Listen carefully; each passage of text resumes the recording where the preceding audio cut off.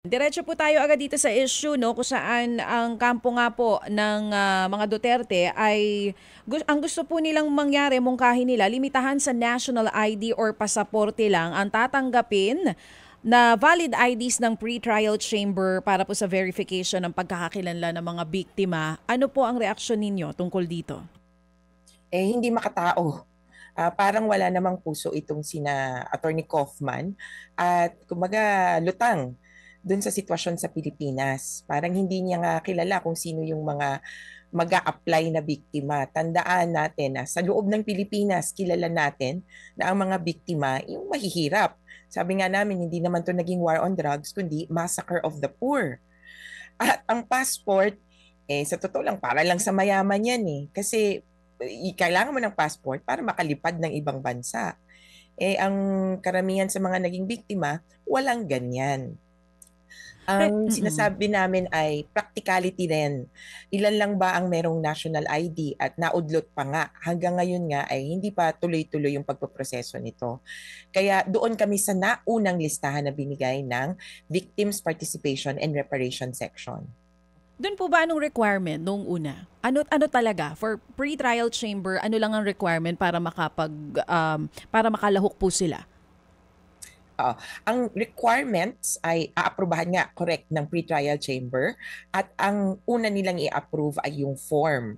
So, nauna na merong na-submit daw na household application form na ginamit nila sa dating mga kaso ng CONI, tapos parang sa ONGWEN. Ang household application form ay pwedeng i-fill up ng buong bahay, imbis ng paisa-isa. Pangalawa, magsasabit kasi ng ID. At dito na nga nagkakatalo-talo kung anong klaseng ID yung isasubmit. And then pangatlo, kung may supporting documents or iba pang mga dokumento na dapat ibigay, nakasaad naman ito. Naasahan namin aprobahan to sa loob ng siguro April para makasimula na yung application by May.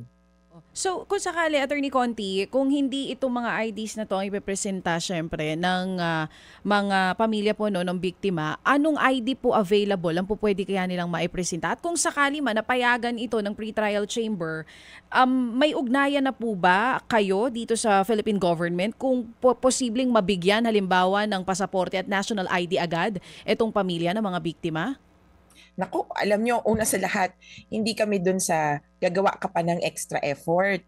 Ang sabi namin, dapat ma-mirror kung ano ba yung sitwasyon sa ngayon. Kailangan kilalanin niya ng korte at tiwala kami dahil sila ay victim-friendly court na pakikinggan nila kami. Ang sabi namin, ano bang ID na karimitan na hawak ng tao? Yung parang maximum na o yung karamihan, UMID kasi kasi nandiyan yung SSS, nandiyan yung PhilHealth. Pwede din yung paisa-isang ID ng SSS, PhilHealth, Pag-ibig. Pwede din barangay ID. Pwede din local government ID. Doon sa mga nag-eskwela kasi pwedeng itrato yung mga anak na biktima or indirect victim ng pagkamatay ng kanilang mga magulang, pwedeng school ID. Marami pang ibang ID na kumbaga hawak na natin. At sabi nga namin, yung ultimo, birth certificate dapat ay acceptable na. Kaya lang, medyo sa Pilipinas, ang hirap kasi. Para makakuha ng ID, kailangan mo ng 2 valid IDs. Para makakuha ng 2 valid IDs, kailangan mo ng ganito. Kailangan mo ng pera. Pero tingin namin, kung may alternatives, o kumbaga may listahan ng mga pwedeng ibigay bukod sa national ID tsaka passport. Actually, hindi naman kami kontra na pwedeng mag-submit ng passport at national ID. Doon kami kontra sa yun lang.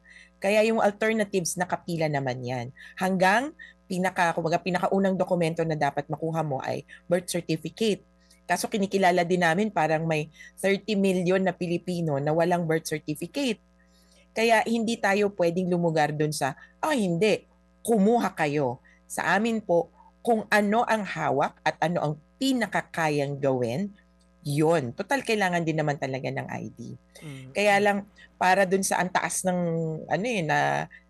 passport, nako, mahihirapan yan, lalo na yung karamihan sa mga biktima.